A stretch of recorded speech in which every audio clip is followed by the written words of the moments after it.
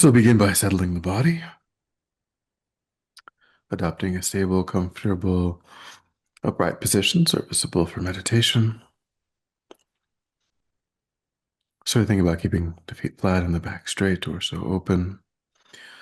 Hands in the lap, right over left, with the palms upturned and the thumbs gently touching. Eyes are gently closed or slightly open, making sure we let in enough light to remain alert. And begin to let go of attending to our environment, allowing sights and sounds to be as they are, no need to investigate. Constraining our awareness just to the body and mind. Concentrating that awareness in the present by attending closely to the physical sensation that accompanies the in-breath and the out-breath, and the space around the opening of the nostrils. Noticing quickly when anything other than that one physical sensation is arising in the mind, and without judgment or frustration, lifting your awareness up from those distractions, and placing it gently but firmly again and again on the breath.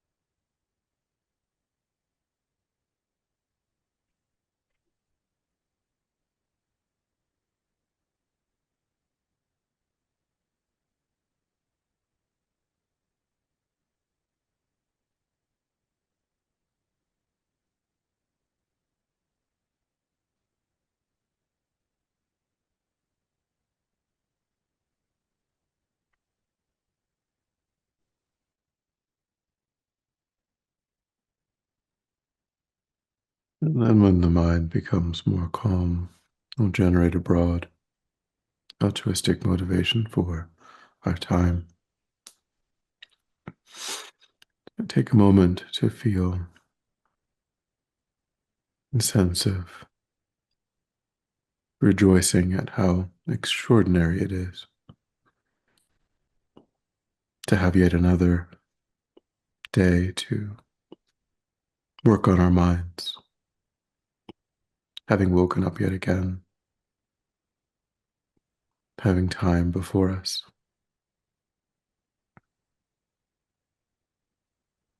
to be able to read, to meditate, to contemplate, to align our choices, our decisions with our ideals, to plant seeds in the mind, positive, constructive, karmic seeds that will remain in the mind, guiding it, training it, creating new habits, new tendencies, new familiarities, new priorities.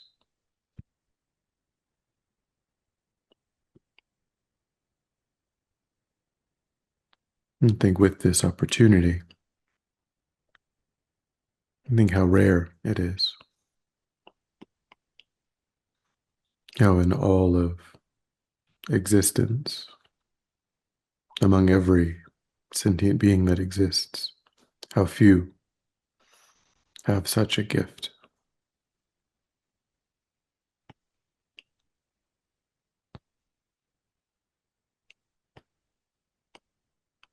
I feel a sense of urgency to use it immediately, wisely.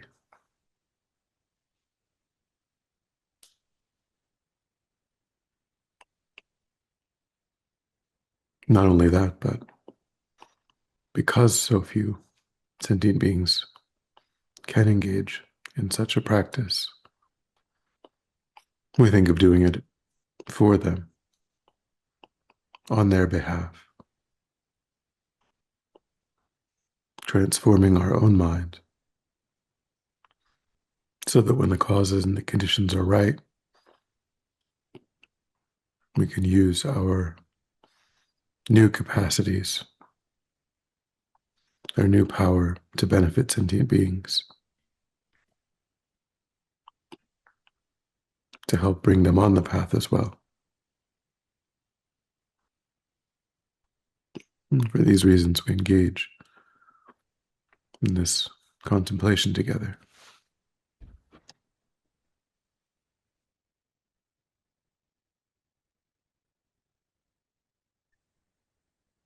And with that motivation, Shantideva's teaching on not getting angry at the stick was mentioned in Elaine's class yesterday, and it's connected to the meditation on patience that we did recently. So we'll contemplate that teaching from Shantideva.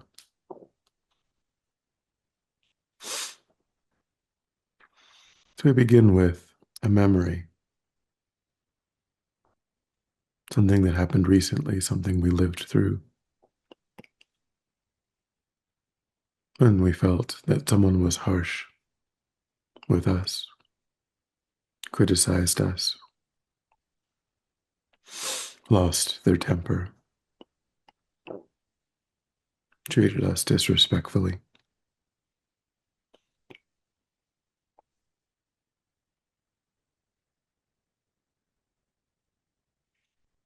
Something of more moderate tone, nothing too extreme.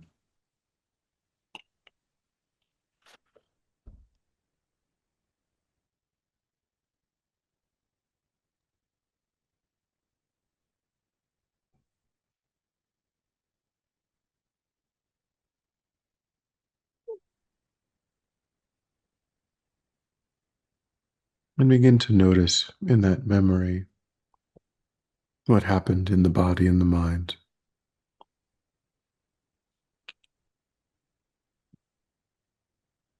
Was there a heat rising in the chest, a tightening?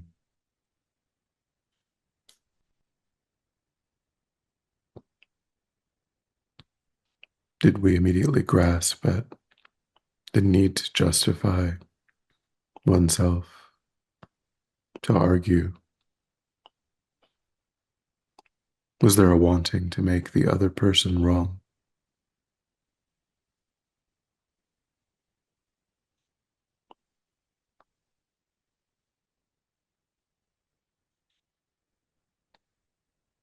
Try to connect with that felt sense, the defensiveness,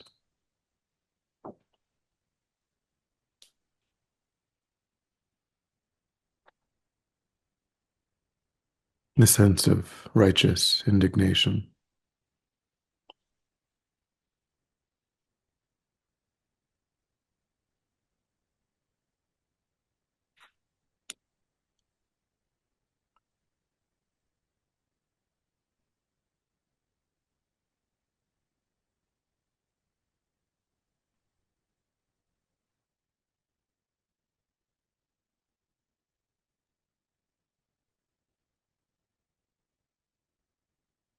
And staying with that experience, try to determine what the object of your anger was.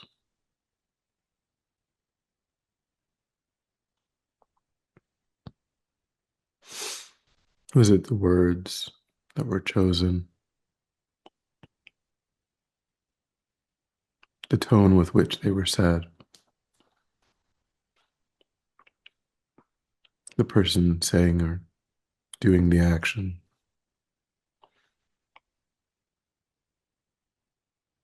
their intention, their opinion of you?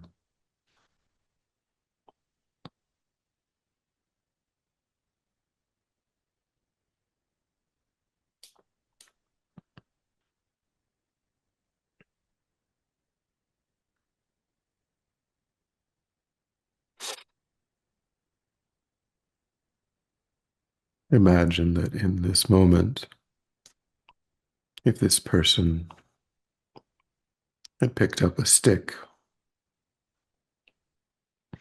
and hit you with it, you wouldn't identify the stick itself as the object of your anger.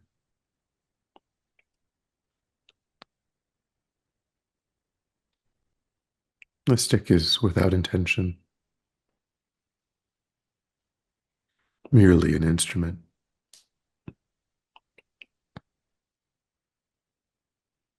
The stick was moved by the hand. The hand was moved by the body. The body was moved by the mind. And the mind was moved by its own anger, its own fear, its own confusion.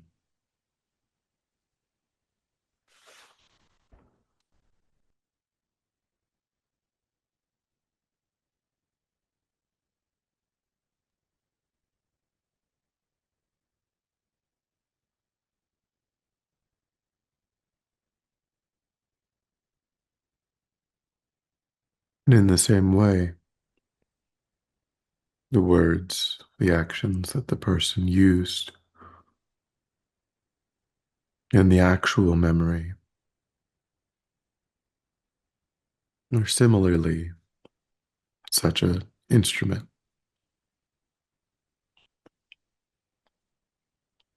moved by a chain of causes and conditions. And the person themselves being moved by their own afflicted states of mind.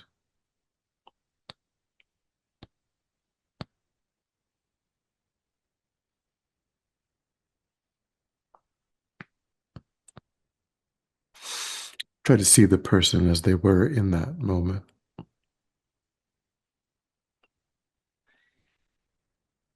Were they acting with full freedom, complete unconditioned choice,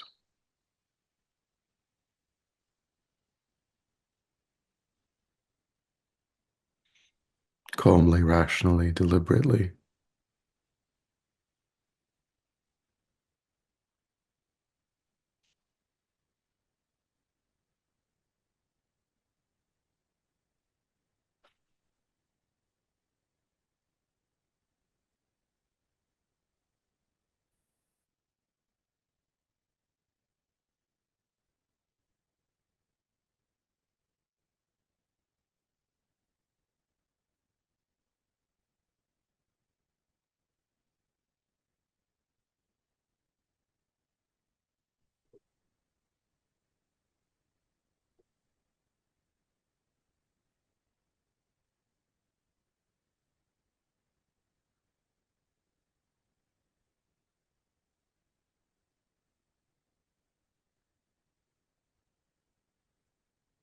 Is it true that they were carried along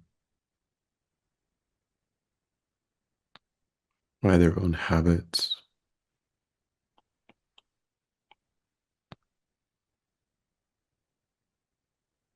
their own tendencies.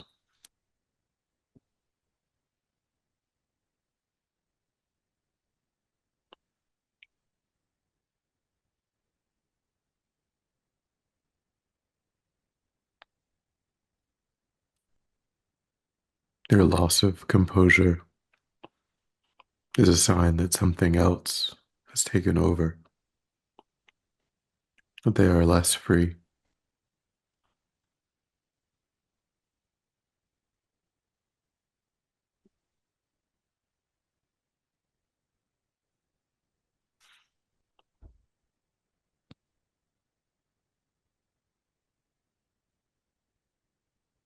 I think if we blame the person entirely, we are like someone who blames the stick, ignoring the hand, the arm, the anger that drove it.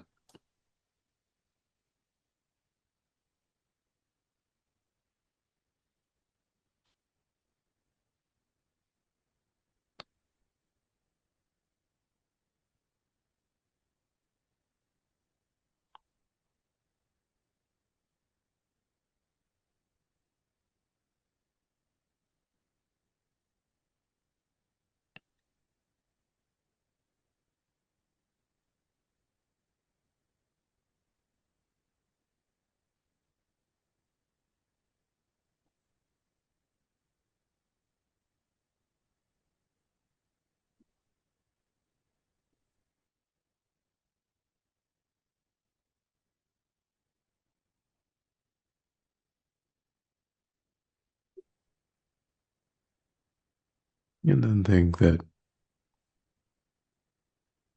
by them engaging in this action, they themselves were creating a cause to experience suffering in the future.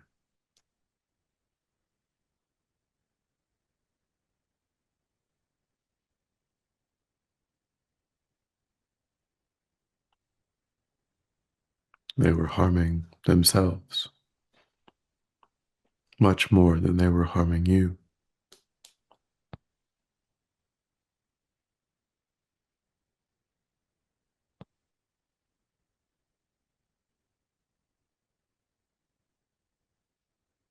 Being caught in this state of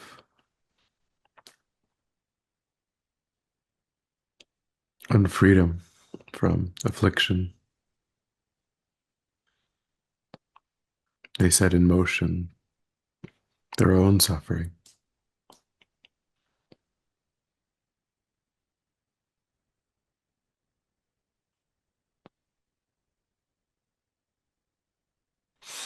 So, can we find some compassion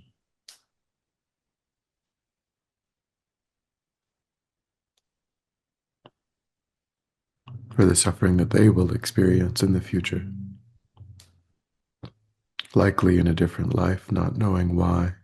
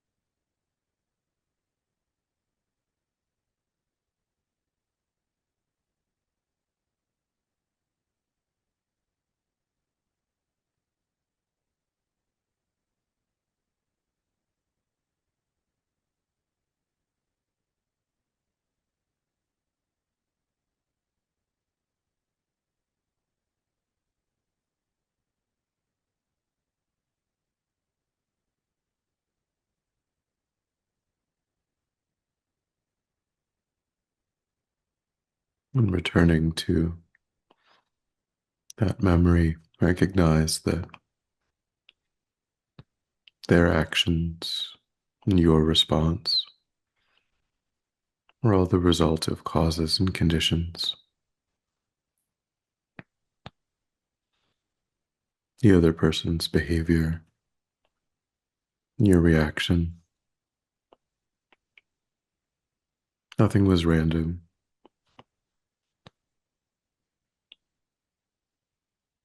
Both you and they were acting out deep seated familiarities, patterns.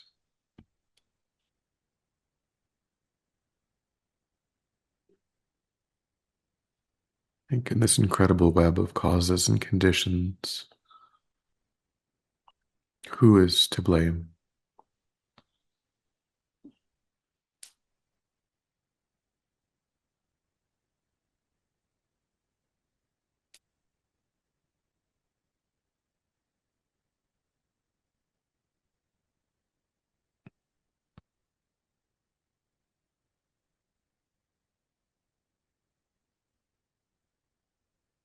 If there's one thing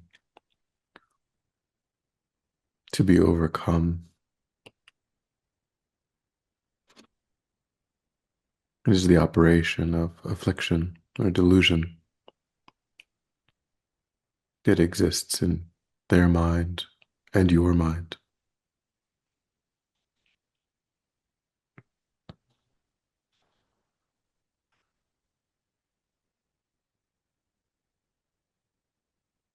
Fundamentally, that impels all behavior, all choices.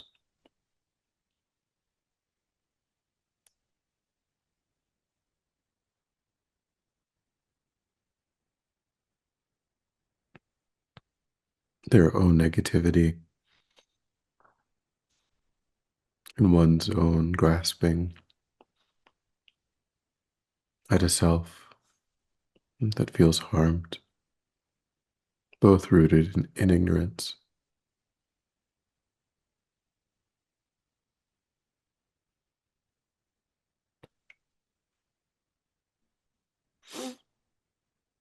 Seeing this not in a moralistic way, but simply the result of oneself and the other being ordinary, caught in cycles of suffering.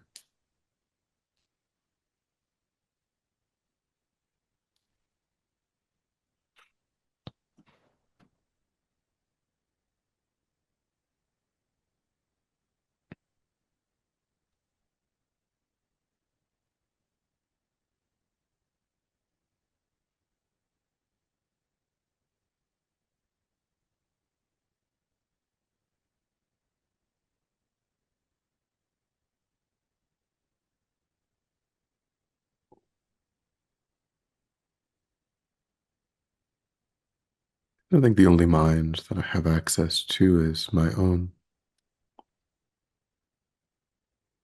The only delusions I can uproot are my own.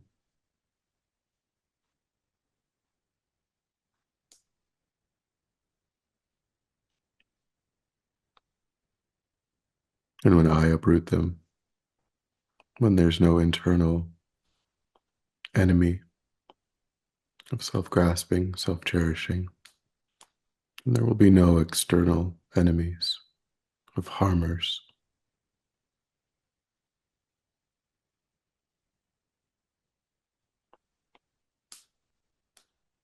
So now give rise to a strong determination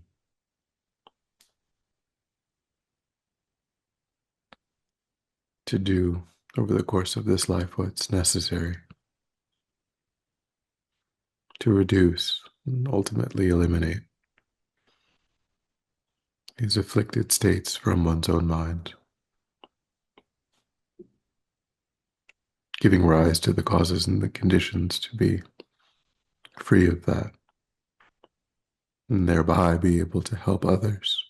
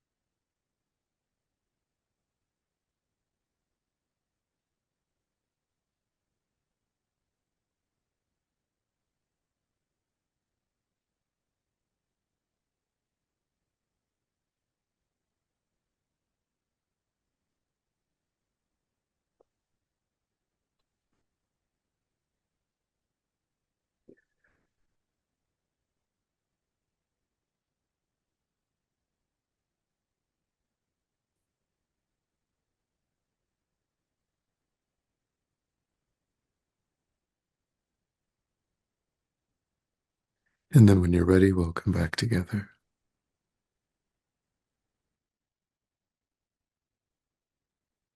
and we'll dedicate. So recollect your altruistic motivation and think that by having engaged in this contemplation, you've actualized that motivation, which has generated positive energy in your mind. And think that you freely offer the fruit of your practice, that positive energy, for the benefit of all sentient beings without exception. Thinking strongly when this positive energy ripens, may it serve as a cause and condition to eliminate war and conflict, poverty, famine, disease, disasters, all painful inner and outer conditions. May it fully ripen the minds of all sentient beings. May they quickly meet perfect teachers and arise in the state of full enlightenment. May I too achieve the state of enlightenment so that I might work for the benefit of sentient beings perfectly.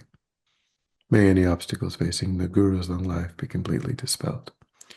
And may I and all sentient beings in this moment come under the joyful care and guidance of enlightened beings. May we be guided and protected until we swiftly achieve that state of enlightenment.